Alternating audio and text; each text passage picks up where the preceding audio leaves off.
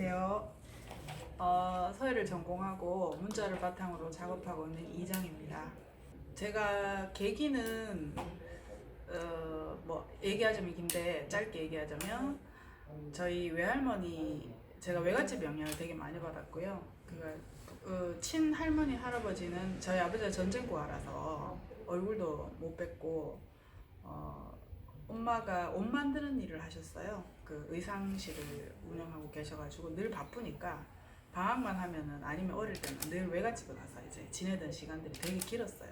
그래서 우리 외할머니가 이제 옛날에 글 공부하신 분이라 가지고 서예를 붓글씨 필사를 하는 모습이라든가 옛날 고전을 읽는다든가 이런 것들을 늘 익숙하게 봐왔었어요. 그래서 제가 거기에 관심이 사실 없었는데 글씨를 쓴 지는 붓을 든 지는 뭐 7, 8살부터 들긴 했는데 전 본격적으로 배운 거는 초등학교 3학년 때 이제 학교에서 교감 선생님 눈에 좀 띄어가지고 글씨를 이제 본격적으로 얘가 글씨에 남다른 소질이 있는 것 같으니 서예를 한번 시켜보시라고 엄마한테 적극적으로 추천해서 전화를 했다고 하더라고요, 저희 엄마가. 그래서 글씨를 시작하게 됐어요, 사실. 초등학교 1학년 때, 그때는 국민학교죠. 국민학교 1학년 때 담임 선생님이 제가 이제 숙제를 해가면 혼을 냈어요. 제가 안 썼다고. 왜냐하면 글씨가 책하고 너무 똑같으니까 저는 그걸 똑같이 뺏겨 써야 된다고 생각했었거든요.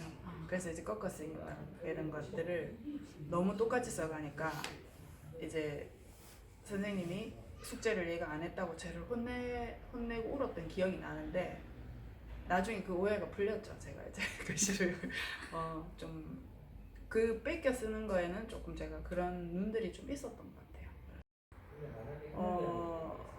노력을 굉장히 많이 했는 것도 맞아요. 그러니까 제가 이게 좀 뭐랄까 하나에 빠지면 되게 뭐 예술가들 다 대부분 그런 성향들이 있긴 한데 하나에 빠지면 정말 오랫동안 뭔가를 계속하는 성향이 심해요. 좀 심해서 진짜 연습을 많이 할 때는 학부 시절에는 거의 20시간씩 글씨를 썼어요.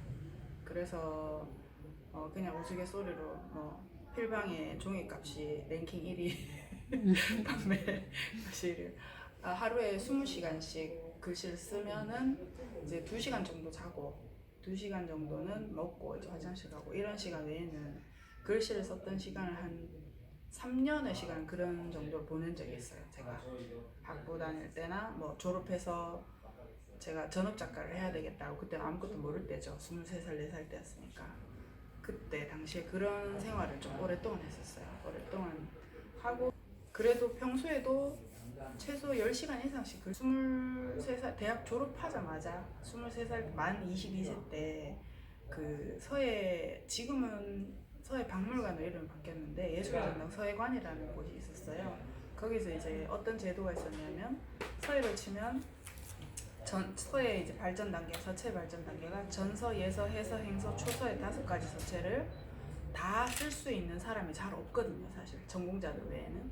근데 그게 왜냐하면 오랫동안 수련 시간이 너무 많이 걸리기 때문에 그걸 제대로 잘 해낼 수가 없어요. 그래서 제가 이제 연습량이 좀 많다 보니까 어렸을 때부터 글씨를 썼고 워낙 뭐 휘호대는 이런 데 많이 나가서 그가 1년에 한 번씩 휘호대회가 있어요. 청년 작가를 뽑는 휘호대가 있는데 그때 한문 부분에 그 전서, 예서, 해서, 행서, 초서 중에 2개를 먼저 써서 이제 통과를 하면 가서 3개를 쓰는 거예요.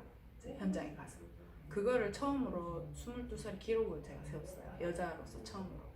그래서 예술전당에 한 번 들썩 했었어요. 그래서 간담회를 하고 전시를 하고 그랬었는데 제가 여성으로서 제일 처음이었고 그때가 그리고 너무 어렸으니까 제가 공격을 좀 많이 받았어요. 간담회 때나 이럴 때 글씨를 제대로 네가 쓸 수 있느냐에 대한 검증을 통해서 들어왔는데도 불구하고 그 서예판이 원래 남성 위주의 이제 그렇다 보니까 제가 그때부터 학교 다닐 때부터도 그랬지만 그때부터 더 오기가 생긴 것 같아요.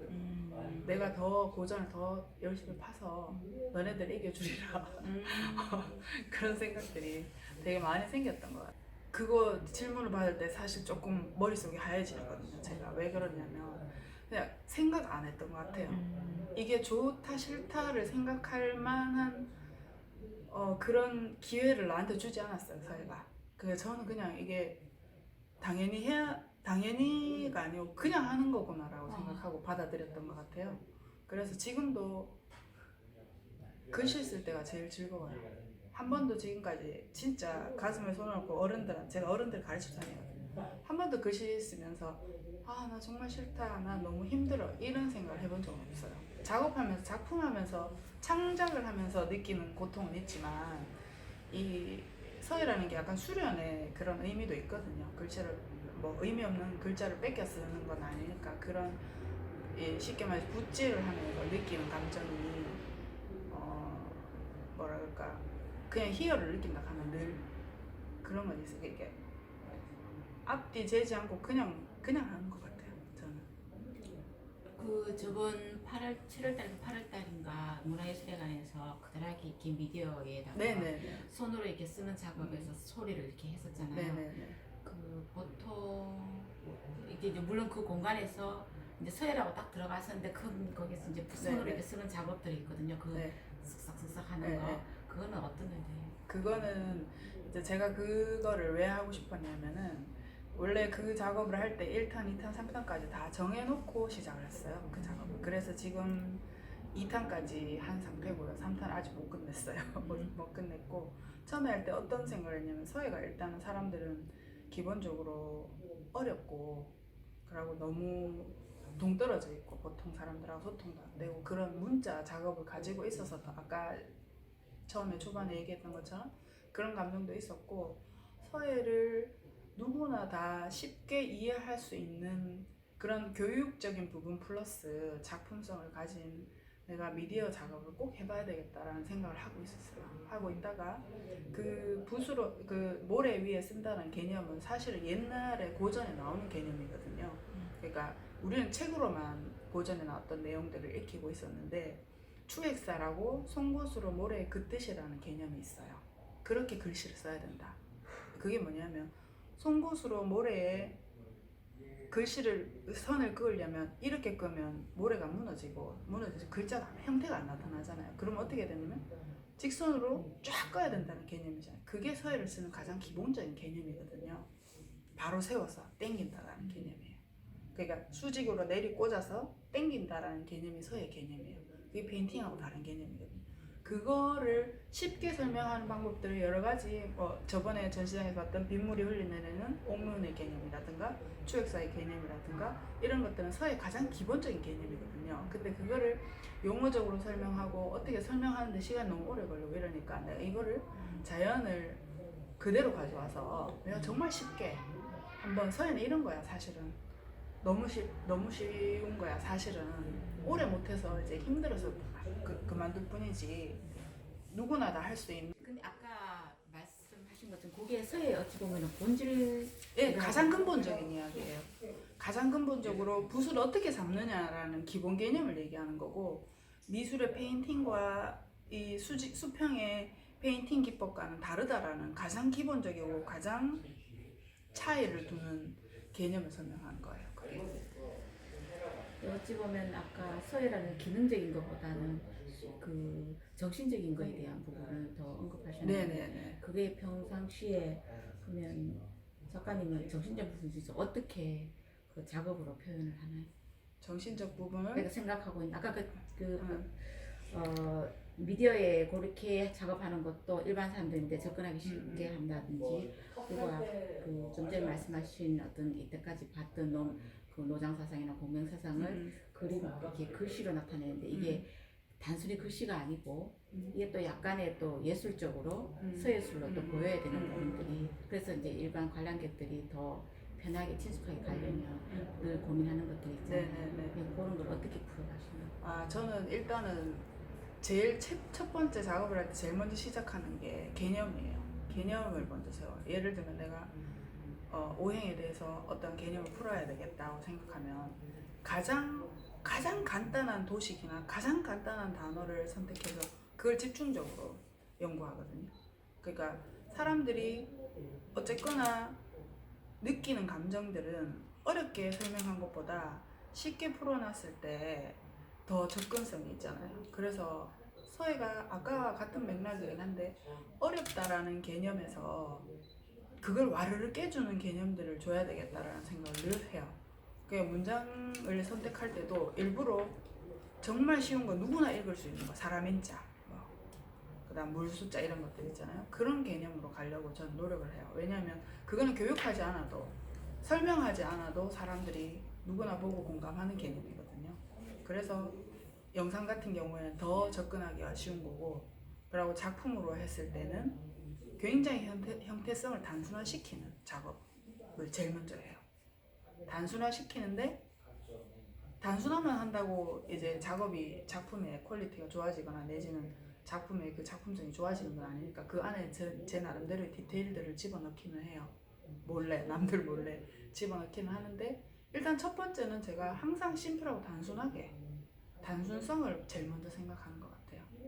왜냐하면 문자라는 게 어떤 수많은 획들로 이루어진 거라서 획과 획이 모여서 글자가 하나 이루어지는 거고, 글자에 글자가 또 붙어서 어떤 문장이 되는 거니까 이런 것들을 이해시키는 것조차 저는 이제 지금은 포기했거든요. 왜냐하면 우리가 지금에 쓰는 문자, 제가 쓰고 있는 문자들을 사람들이 읽고 쓰고 하지 않기 때문에 저는 예술적으로 풀어낼 수밖에 없죠. 이런 거에 대해서. 그러면 서로 소통성이 생기려고 그러면 최대한 대중적이고 쉬운 것들, 최대한 단순한 것들을 끄집어내서 이거를 살을 붙이고 제 나름대로 보여지는 형식적인 면은 단순화시키는 그런 작업들을 늘 그런 생각을 하고 작업을 해요. 근데 우리가 서예라 그러면 지금의 글자가 이제 수천 년 이렇게 내려왔던 그 장르인데, 그거를 지금식으로 이렇게 단순하고 해체시켜서 했을 경우에 네. 기존에 이렇게 네. 자기네들이 말한 기준에서 네. 많이 정통성에서 벗어난 거에 대한 어떤 초창기에는 제 작품을 제가 이제 개인전을 원래 11번째 했는데 많이 하셨던. 예, 2번째 개인전 할 때 제가 좋아했던 어렸을 때 롤 모델로 삼았던 서예가들이 있잖아요. 이제 왜냐하면 작업이라는 게 한꺼번에 이런 단계로 가는 게 아니라 서서히 변화하면서 더 간단해지고 명료해지고 이렇게 되는 건데, 그 제가 좋아했던 그 롤 모델을 삼았던 선생님들이 불쾌하다라고 할 정도로 네가 도대체 뭘 얘기하려고 하는지 모르겠다. 근데 일반적인 사람들한테는 되게 세련되고 비주얼적인 면에서는 괜찮다라는 평가를 받기는 했지만, 서예 하시는 분들은 불쾌하다는 얘기를 많이 하셨고, 제가 그걸 깨기 위해서 그런 이미지를 더 없애기 위해서 더 고전을 열심히 팔 수밖에 없었어요. 제 연습량이 많을 수밖에 없는 게, 그런 논란들을 잠재우려면 제가 고전에서도 깃대를 꽂아야 되는 상황이었어요. 그래서 제가 고전에서 깃대를 꽂고 석재 청년 작가상도 받아야 되겠다라고 생각했던 것들이 서예판에서 내가 인정받지 못하면 여기서도 힘들다라는 생각을 했기 때문에, 그래서 더더욱 고전을 더 심하게 한문을 더 심하게 팠던 그런 계기들을 계속 마련해줬죠. 그런 시각들이. 근데 그걸 처음에는 조금 그러다가 이제 시간이 좀 흐르니까 제가 그때 석재 작가전 할 때 그 영상 작업을 그 2년 전에 했던 작업을 이제 틀었던 이유가 물론 그 주최 측의 요구도 있었지만, 제가 역대 작가상을 받았던 작가로서 요구도 있었지만은, 그 영상을 틀고 나서부터는 그 나를 오해했던 그 선생님이, 그 당사자 선생님이 굉장히 이제 흡족해 하시는 그 시간이 한 10년이 걸렸죠. 그 사이에 흡족해 하셨는데, 그 어떤 얘기를 이제 했냐면은 이제 세대 교체가 되는구나라고 얘기를 하셨어요. 비로소 제가 이 판에서 나와서 고전적인 서예를 바탕으로 어쨌거나 제 나름의 해석법을 가지고 작업을 한 지 11년 만에 조금 이제 서로 조금 나를 이렇게 막 일방적으로 그런다는 그런 건 없어진 것 같아요. 근데 제가 딱 들으니까 그런 식으로 이렇게 이론적인 거나 그다음에 옛날에 고문이나 이런 걸 공부를 한다면 일반 사람들이 더더욱 이 서예는 공부하기 힘들 것 같은데요. 예, 그 직업적인 면과 취미적인 부분이 있어요. 그래서 제가 우스갯소리로 그런 얘기를 해요. 그냥 마음을 탁 놓고 수양하는 개념의 서도, 네, 서도, 서법의 네. 개념을 다음에 태어났으면 그걸 하고 싶다라고 얘기를 했거든요. 왜냐면 저는 거기에다가 더한 뭔가를 보여줘야 된다고 늘 생각했기 때문에 사람들이 가는 길이 더 어렵고 그렇게 얘기를 하는 이유가 그런 것 같아요. 그러니까 제가 늘 우스갯소리로 이제 인터뷰하면서 했던 말이 뭐냐면 왕이지가 살아 돌아와도 지금 시절에 글씨 잘 써갖고 밥 못 먹고 산다. 그게 그거 맞거든요, 진짜. 마음이 와닿네요. 네. 그러니까 제가 그 말을 왜 했냐면 제가 아무리 달필이고 글씨를 잘 쓰고 그 문장을 이해해서 써도 지금의 현 시점에 현대인들이 그걸 읽고 해석하고 감상을 하지를 못해요. 진짜 전문가가 아닌 이상. 그래도 전문가들도 뭐 피력이 좋니 뭐 선질이 좋니 먹이 말리 그건 우리 얘기죠. 보통 사람 눈에는 안 보이거든요. 그게 우리가 우월해서 안 보이는 게 아니라 안 배웠기 때문에 모르는 분야이기 때문에 당연히 모를 수밖에 없어요. 근데 그거를 우리가 당신 알아주세요 하는 것도 그것도 진짜 웃긴 거잖아. 어불성설이잖아요. 그러면 내가 여기서 21세기 살면서 서예가로서 서예를 바탕으로 예술을 하는 사람으로서 내가 당신들한테 어떤 작품 보여줄까에 대한 고민들은 늘 하고 있었고 지금도 하고 있고요. 끝이 없이 죽을 때까지 해야 되는데 일반적인 사람들이 서예를 좋아하는 애호가들이나 보통 사람들이 내 길이 어렵다 하는 게 가까이 있는 분들은 느끼는 것 같아요. 그 감정을. 그런데 그렇지 않습니다. 그래도 서예는 아무 잘못이 없고 얘는 굉장히 고귀하고 좋은 거예요 라고 얘기를 해요. 문자를 이해할 수 있는 사람이면 너무나 좋은 거고 아니더라도 그 하는 행위만 해도 굉장히 좋은 거다 사실은. 그렇게 지금 이해를 시키는데 제 가는 길이 어려운 길이라서 왜냐하면 제가 하고 있는 지금 서예를 전공했지만 어렸을 때부터 해서 제 길을 제 나이 또래 서예 전공한 친구들이 가는 길하고는 다르기 때문에 제가 보여준 형식적인 부분이나 생각이나 이런 것들이 많이 다르기 때문에 저 같은 경우에는 개척한다는 개념으로 작품을 하거든요. 그러니까 저의 장르를 이정이라는 사람으로서 예술이라는 그 큰 덩어리 안에 내 장르를 서예를 바탕으로 문자를 바탕으로 내 장르를 만들어 간다라고 생각하고 작업을 늘 하고 있기 때문에 쓸데없는 사명감 이런 것들이 되게 저는 좀 내재돼 있어요. 막 몸속에 내가 하지 않으면 안 된다. 뭐 전 세계 어느 내가 모르는 부분에서 하고 있는 사람이 분명히 있겠죠. 있는데 내가 알고 있는 우리나라에서라도 아니면 세계로 뻗어나가더라도 사명감을 가지고 내가 하는 일에 소신을 가지고 이 길을 계속 나가야 되겠다. 뭔가 계속 새로운 고인물이 아니고 뭔가 계속 새로운 걸 서예는 이런 것이다라는 이런 면도 있다라는 어쨌거나 나는 내 원천은 서예에서 나오는 것들이니까 내가 미술로 발락하면 문자도 없어질 수도 있고 여러 가지 갈 수도 있잖아요. 근데 그건 내 정체성이 아닌 것 같다라는 생각을 되게 많이 했거든요. 그래서 그 미술 같이 전공을 하고 미술하는 친구들이 이정쌤 작업이 참 좋은데 이렇게 하면 더 잘 팔릴 것 같고 이렇게 하면 더 페인팅 같고 이렇게 하면 더 현대적으로 보이고 당연하죠. 그렇게 하는 거 알아요. 방법들을 알고 있어. 어떻게 하면 갤러리에서 컨택을 할 것인가 조금은 알 것 같아요. 다는 모르겠지만 근데 그렇게 하고 싶지 않아요. 그게 제가 정체성이 있기 때문에 있잖아요. 왜 근자가 실제로 저희가 무슨 서예 대전 이런 보면은 무슨 채 이렇게 있잖아요. 뭐 주사채 뭐 주사 스타일이다 이런데 저희 일반 사람들은 모르지만 그거 때문에 혹시 질리는 경우도 있어요. 저는 문화 테러라 그래요. 테러, 안구 테러. 왜냐면 서예 대전에 이런 거 한번 가보셨겠지만 그러니까 문화예술회관 오전 시시를 뭐 들어갔어요. 예를 들면 여기서 여기까지 정말 간격 20cm, 30cm 띄우고 쫙 붙어있는데 거기에서 무슨 필력을 논하며 거기에서 무슨 문자성을 논하며 거기에서 무슨 먹색이 밝으며 거기에서 무슨 기운생동이 느껴집니까? 그건 테러예요. 테러. 그렇게 하면 안 돼요. 그거는 익힐 때 익숙하게 내가 서예를 붓을 제대로 다루기 위해서 가는 과정이에요. 과정을 왜 보여줘요 사람들한테? 전시장에는 결과만 보여주면 되는 거예요. 사람들이 과정을 자꾸 보여주려고 하거든요. 서예 대전하고 그러니까 우리는 내가 맨날 그러잖아. 붓글씨하고 서예는 다르다. 붓글씨에 고정되어 있기 때문에 붓글씨만 자꾸 보여주고 있지 붓글씨하고 서예가 어떻게 똑같냐. 생각하는 손을 가지고 있다가 그 손이 진짜 생각을 해서 다른 작품으로 승화돼야 되지 왜 자꾸 과정을 보여주고 그거를 예술이라고 자꾸 사람 머릿속에 집어넣냐고. 쓸데없는 짓을 하고 테러예요. 그러면 저는 그렇게 생각해요. 제가 전공자로서. 동감. 동감. 네. 왜냐면 들어가면서 우리가 숨 막혀서 나오거든요. 또 나와요. 네. 저는 그걸 보고 3초서예라 그러거든요. 3초만 딱 보면 볼 거 하는 게 없어. 거기에 사람 이름이 누가 있는지 어떻게 알 거예요? 대상 마크 하나 붙으면 아, 이 대상인가 딱 하고 나오는 거죠. 다를 거 하나도 없어요.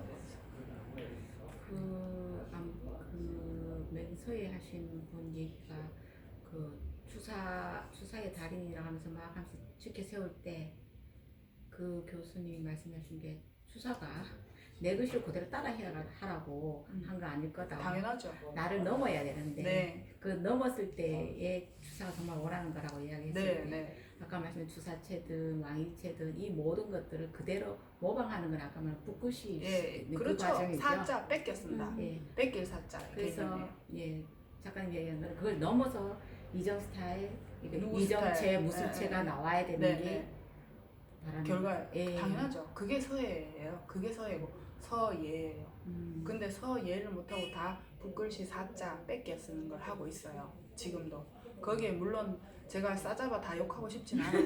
근데 그럼 제가 공격을 받을 거거든요. 공격받아도 상관없어요. 저는 늘 공격을 받는 사람이기 때문에 아무 상관이 없고 정신문장이 완벽하게 돼 있어요. 늘예 네, 뭐 괜찮아요. 저 욕해도 아무 상관없고 아주 좋아요. 네, 같이 싸울 수 있어요. 저는. 네, 뭐 상관 힘도 좋고 우리 뒤에서 이렇게 네.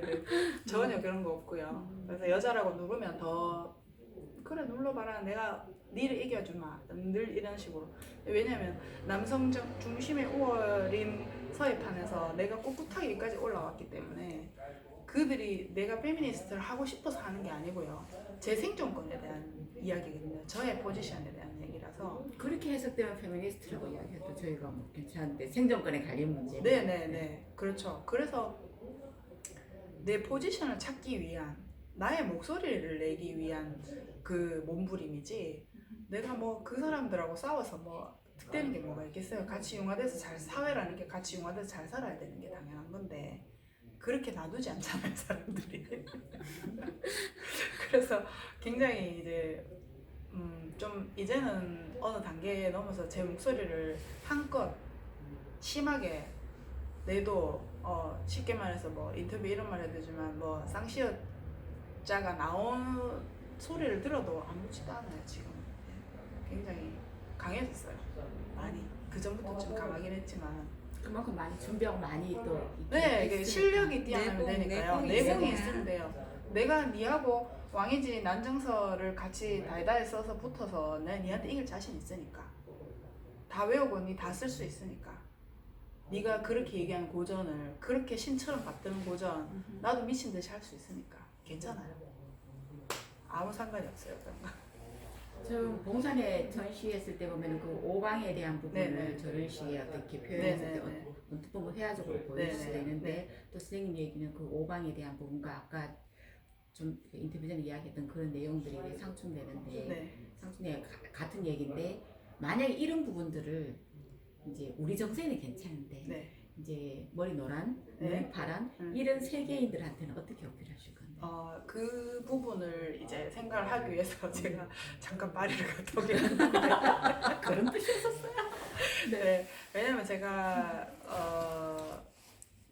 외국으로 늘 나가야 되겠다는 생각을 어느 정도 되고 저는 이제 클 때부터 20살 때 30살 때까지 목표를 정해놓고 살았고 30살 때 40까지 목표를 정해놓고 살았고 40대 되면서 50살까지 어떻게 뭐 목표들을 다 정해놓고 살았거든요 옛날부터. 그래서 100% 이루지는 못했어도 그래도 많이 이루면서 살았다고 생각하는데 나와의 약속이니까. 그래서 50살에 내가 외국으로 진출을 해야 되겠다. 50살까지 전까지 진출해서 내 작품 알려야 되겠다라고 생각했을 때 그 아까 얘기했던 문자성에 대한 그 스트레스 굉장히 강했었어요. 근데 제가 이번에 전시를 하면서 어떤 감정을 느꼈냐면은 그 전에 같이 그 콜라보에서 전시했던 사진 작가가 한 명 있었는데 그 친구가 저한테 그런 얘기를 했었어요. 선생님 문자를 쓰는 거에 대해서 왜 그렇게 스트레스를 받느냐. 나는 문자로 안 얘긴다. 그게 어떤 모티브나 형상으로 보이지. 굳이 그거를 네가 문자라고 생각하는 네 감각부터 없애라 라는 얘기를 했었는데 사실 그걸 알고 있으면서도 그걸 못 없앴어요. 제가 못 없애고 글씨를 왜냐하면 저도 오랫동안 글씨를 수련하던 사람이니까 글씨는 멋있어야 되고 글씨는 예뻐야 되고 글씨는 뭔가 남들하고 다른 내가 서예가였기 때문에 남들하고 다른 그런 형태성으로 나타나야 된다는 강박이 진짜 뿌리 깊게 있었죠. 저 발밑에서부터.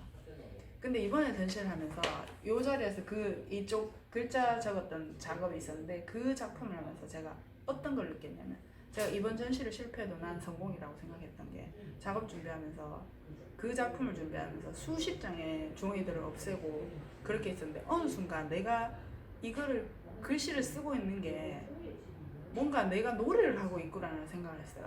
놀이. 그게 엑스터시를 느꼈어요. 이게 글씨를 쓰면서. 아, 글씨는 꼭 내가 이 자형을 기억하고 이 형태성을 띠고 꼭 이렇게 요 선에서 이렇게 잘 나와야 되고 이런 게 아니구나. 그냥 나오는 거구나. 내 몸에서 세습돼서 내가 갖고 있던 에너지를 한꺼번에 팍 던지는 거구나 하는 거를 문자성 이런 거 다 갖다 버리고요. 문자를 채용하고 있었지만 내 하는 행위에서 그런 감정을 느꼈어요. 그러면서 비로소 내가 문자에서 벗어났어요. 붙들은 지 30몇 년. 그래서 해방감 줘야 돼. 그래서 지금은 어떤 내가 문자를 표현해도 내가 떳떳하고 내가 사실은 제가 어떠한 그 덩어리감을 가지고 있지만은 이 덩어리가 저번에 전시장에서 제가 말씀드렸지만 하나의 포인트 5개의 화수목금토의 포인트와 1월의 포인트들이 서로 교차돼서 상생돼가지고 커다란 덩어리를 만들어내는데 그 커다란 덩어리가 힘이잖아요. 그 커다란 덩어리가 결국 제가 이걸 그린 게 아니고 붓으로 쓴 개념이에요, 사실은. 근데 이제 덩어리감으로 느껴지니까 그게 그린 것 같기도 하고 쓴 것 같기도 하고 어떤 평면적인 것 같기도 하고 입체적 같은 것 같기도 하고 내 위치가 그런 것 같아요. 글씨이기도 하고 그림 같기도 하고 붓을 현대적이기도 하고 보고적이기도 하고 약간 그런 개념들 중간에 이제 아싸라게 이렇게 왔다 갔다를 잘 해야 되는 늘 그런 위치에 있다라고 생각해요. 그래야 되는 거 아니에요? 경계에 있어야 되는 거 아니에요? 맞아요. 경계에 그게 제 포지션인 것 같아요. 제가 만약 해야 쪽으로 만약에 확 가면 저에 대한 기대 제가 이제 서예를 바탕으로 뭔가를 했기 때문에 뭔가 다를 것이라는 개념을 갖고 있잖아요. 그다음 또 내가 너무 서예 쪽으로 빠지면 결국은 이제 자가 고전으로 가는구나. 또 그렇게 고전으로 갈 수도 있죠. 제가 꿈꾸는 가장 이상적인 세계는요. 정말 왕이제처럼 글씨를 멋들게 써놔서 그 글씨가 몇십억을 팔리는 거예요. 그런 사회를 꿈꿔요. 왜냐하면 내가 제일 잘하는 거기 때문에. 근데 이거는 작업이라는 것은 계속 창작자의 그 사상에서 계속 뭔가를 고뇌하고 물론 글씨도 고뇌하고 해요. 근데 수련의 개념이 더 많고요. 저는 이제는 그걸 떠나서 어떠한 새로운 것들을 보여줘야 된다는 강박에 대한 스트레스 때문에 진짜 정말 글씨를 맛깔나게 잘 썼어. 붓글씨를 맛깔나게 잘 썼어. 나 이거 가지고 싶어. 세상 사람들이 그런 위치가 되는 게 제 가장 큰 꿈이에요, 사실. 작가가 노력해가 되는 것도 있겠지만 일반 네. 우리 시민들도 그 그렇죠. 정도로 네. 생각할 수 있어야 돼요. 그래서 제가 굉장히 도슨트나 사람들을 만나러 다니는 그가 뭐 가르치러 다니고 제가 사실은 노인복지관이나 뭐 문화센터 이런 게 가르치러 다니면 솔직히 뭐 수입이 그렇게 많지도 않고 그런데 왜 가르치러 다니냐면 제대로 된 서예가 이런 글씨만 잘 뺏겨 예쁘게 쓰는 게 서예가 아니라는 개념을 계속 주고 싶어요. 그 사람. 그게 한 사람이 두 사람이 되고 두 사람이 세 사람이 되고 저는 진심은 통한다는 말을 늘 마음에 갖고 있거든요. 그래서 계속 하다 보면 그 작년 전시 주제가 5024였는데 계속 하다 보면 산도 오고 있어요. 내 하는 작업 자체가 5024이다. 어차피 서예라는 게 어차피 5024이다. 내 하는 작업 자체가 표시 안 나는 일에서 계속해서 산을 움직이는 거니까 그렇게 생각해요. 가장 빠르게 그 며칠 전에 이제 전시 섭외가 하나 들어오긴 했는데 야외 전시예요. 원래 제가 야외에 전시를 한번 해보고 싶었어요. 그래서 도전할 수 있는 기회가 생겨서 지금 이제 월요일까지 계획서를 써내야 돼서 지금 한참 고민에 빠져 있는 상태고요. 어디서 해요? 네, 수송못에서 뭐 한다고 얘기하더라고요. 그래서 거기에 대해서 제 작업을 모티브로 어떻게 야외에서 항상 평면 전시나 설치는 실내에서 이루어지는 전시니까 야외에서 내 작품을 어떻게 뽑아낼 수 있을까를 지금 고민하고 있고요. 뭐 즐거운 고민이긴 하죠. 어떻게든 뭐 풀어내야 되는 거니까. 그리고 내년에는 아까 얘기했던 그 영상 시리즈. 첫 번째가 자연 모방이었고 두 번째가 제 나름의 제목이 또 있거든요. 자연 모방이었고 두 번째가 자연 경쟁 5023의 개념이에요. 자연하고 경쟁에서 사놓은 개념. 자연 경쟁이고 이번에 자연 동화 시리즈를 끝내고 싶어요. 내년에는. 그래서 어떠한 기금이나 어떤 그런 루트를 통해서 창작할 수 있는 그 지원금을 받아가지고 그 자연 경쟁, 자연 동화의 시리즈를 영상 시리즈를 마감해서 완성하는 게 제 내년의 목표고 작업들은 평면 작업들은 계속 물론 이런 시리즈들로 계속 당분간은 계속 나갈 예정이고요. 중간 중간에 이제 그리고 12월 초에 11월 말부터 12월 초까지 동인 아파트 이제 철거 문제 때문에 작년부터 계속 그 모임이 있거든요. 동인이라는 모임이 있는데 그 모임에 제가 멤버인데 그 아카이브전을 이제 원래 말에 하거든요. 그래서 동인 아파트가 없어지기 철거되기 전에 우리가 그들한테 뭘 해줄 수 있을까 내지는 아카이브로 뭘 남길 수 있을까 그런 여러 가지 작가들이 참여해가지고 거기에 이제 한 작가로 참여해서 제가 지금 어떤 그 계획을 지금 짜고 있어요. 그래서 11월 말에 그 철거민들을 위해서 뭔가 아카이브를 남길 수 있는 작업을 지금 앞두고 있어요. 일단은 사각이란 잡지를 제가 어떤 그 문화기관에서 보게 됐는데 저도 이제 독자의 입장이니까 이게 뭔가라고 관심을 좀 많이 가져줬으면 좋겠다라는 생각을 제일 먼저 하고요. 그 다음에 거기 나오는 예술가들이나 여러 가지 그 보이지 않는 부분에서 애쓰고 있다는 부분에 꼼꼼히 그거를 제대로 보고 읽어줬으면 좋겠다는 생각? 그런 생각이 많이 들었어요. 제가 잡지를 보면서. 많이 관심을 가져주세요. 네, 감사합니다. 네, 고맙습니다.